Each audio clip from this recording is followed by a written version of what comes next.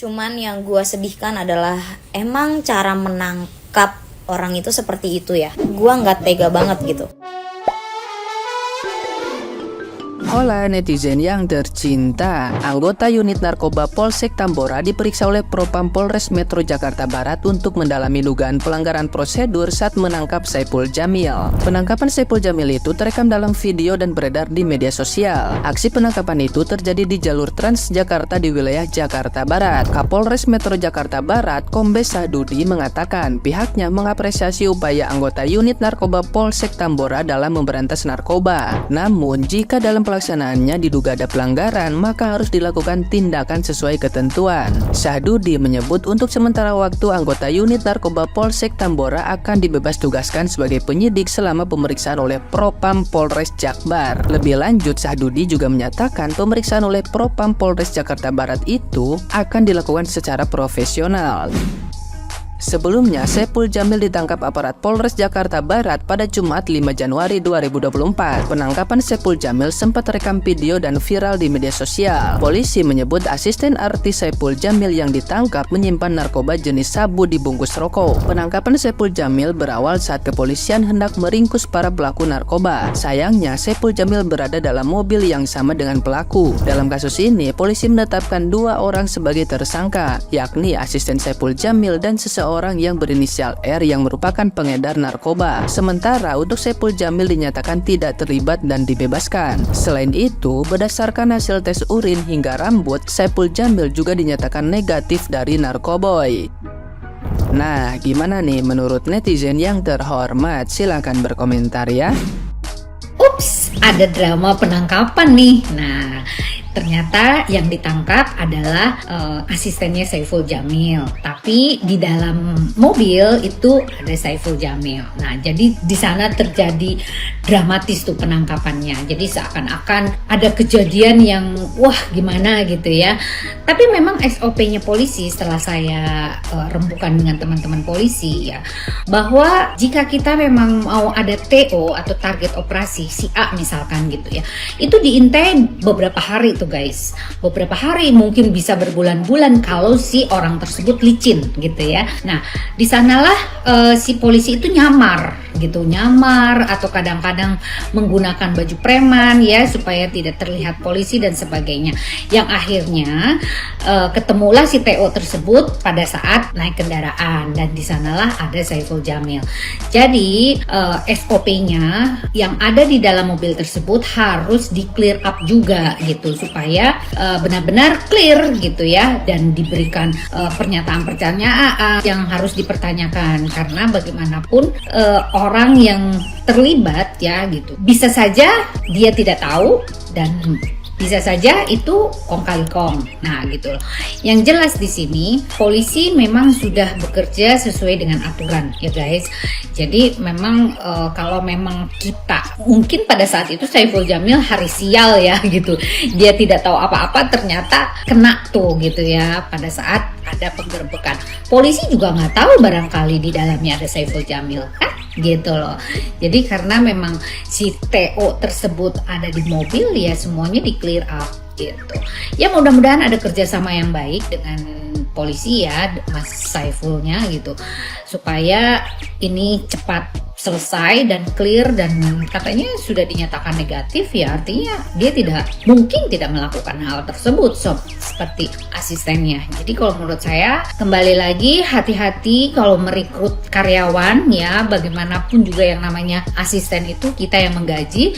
Jadi kita harus tahu bagaimana latar belakangnya, sifatnya, karakternya, kebiasaannya, lingkungannya dan semuanya gitu loh, supaya kita terhindar dari mara bahaya gitu, dan ya terhindar dari masalah seperti ini. Kalau menurut saya ini sangat krusial ya, dan kita harus belajar dari kesalahan ini. Semoga di lain waktu kita semua harus tetap waspada, siapapun yang kita rekrut dan siapapun yang kita gaji adalah orang yang terbaik dan tidak merugikan kita dan orang lain. Oke, salam Tita Gading.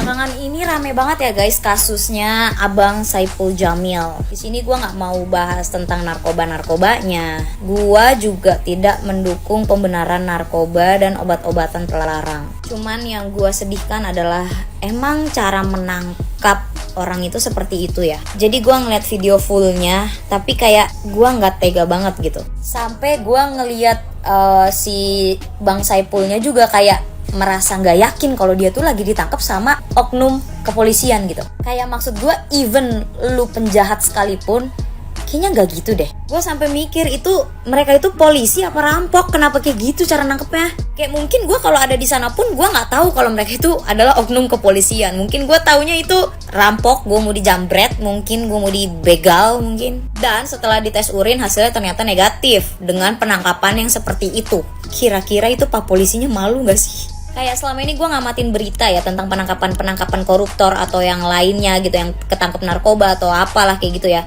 Kayaknya penangkapannya nggak kayak gini. Apa karena pejabat? Sekali lagi gue bilang ini oknum polisi ya. Jadi gue percaya nggak semua polisi seperti itu ya. Tapi memang beberapa oknum yang kayak gitu. Ya buktinya ada di videonya gitu kan. Kayak kalau gue lihat dari video penangkapannya itu kayak seolah-olah Bang Saipul Jamil itu adalah buron kelas kakap, tau gak lo? Kata gue mah kayaknya ini yang nangkep abis kebanyakan nonton film action kayaknya ya. Kata gue mah ya mendingan yang nangkep juga tes urin pak. Soalnya kayaknya kalau nangkep pejabat yang udah jelas-jelas salah aja, kayaknya penangkapannya gak sampai kayak gitu deh. Katanya setahu gue, tugas polisi itu mengayomi masyarakat, ya kan? Tapi kalau cara mengayominya kayak gitu, kayaknya gue gak butuh diayomin deh. Masa cara mengayomi kayak gitu sih? Attitude 0, kekerasan nomor 1. Karena kasus-kasus yang kayak gini nih, citra polisi semuanya jadi jelek. Padahal gak semua polisi kayak gitu. Cuma perkara ada oknum-oknum tertentu aja, citra polisi jadi berabe. Tapi gue serius nanya, itu polisi apa rampok sih? Halo sobatku semuanya, ya banyak teman-teman media, teman-teman netizen menanyakan terkait penangkapan Saipul Jamil ya. Jadi saya berpendapat pada prinsipnya penangkapan Saipul Jamil itu sesuai prosedur ya. Yang pasti kita yakin bahwa pihak kepolisian sudah paham akan hal itu ya. Dan kenapa bisa terjadi dramatis, bahkan dianggap polisi arogan dan sebagainya ya. Jadi begini ya, pada saat penangkapan di lapangan, di rumah atau dimanapun ya, polisi pasti sudah tahu prosedur dan protapnya ya, yang berkaitan dengan aturan yang ada ya. Karena bagaimanapun penangkapan itu harus tetap mengacu pada undang-undang yang berlaku ya, aturan yang berlaku ya. Salah satunya adalah menunjukkan surat penangkapan ataupun tanda pengenal ataupun ID card atau lencana kepolisian ya. Itu yang seharusnya dilakukan pada saat mau melakukan penangkapan. Tapi bagaimana yang terjadi pada saat penangkapan atau pengamanan Saipul Jamil ya? Kalau saya lihat pada saat itu dua-duanya panik ya. Saipul Jamil panik, polisi juga panik ya. Kenapa bisa dibilang begitu? Karena polisi takut targetnya kehilangan target ya, yang akan ditangkap ini, yang asistennya ini ya. Saipul Jamil juga merasa tidak bersalah dan tidak memiliki dosa dan salah apapun, tiba-tiba kok dipepet oleh orang-orang yang tak dikenal gitu, yang ternyata polisi. Jadi dua-duanya panik, akhirnya timbullah hal yang tidak diharapkan tadi ya. Pada dasarnya tidak ya kalau polisi dibilang arogan itu tidak juga ya. Memang kadang-kadang sudah sesuai prosedur tapi fakta di lapangan berbeda ya. Yang namanya kita di lapangan, jadi lingkungan di luar itu juga mempengaruhi ya. Polisi juga takut kan pada saat itu, istilahnya takut kehilangan buruannya ini ya, terkait yang diduga menggunakan narkoba. Tapi kita pun memberikan koreksi ya buat pihak kepolisian ya, sebaiknya dikoreksi hal-hal seperti itu agar tidak terjadi di lapangan, tidak terjadi miskomunikasi, apalagi ada penjelasan bahwa beberapa pihak yang melakukan penangkapan itu adalah bukan polisi ya, dan itu juga harus dijelaskan ke masyarakat ya, kenapa bisa hal itu terjadi ya.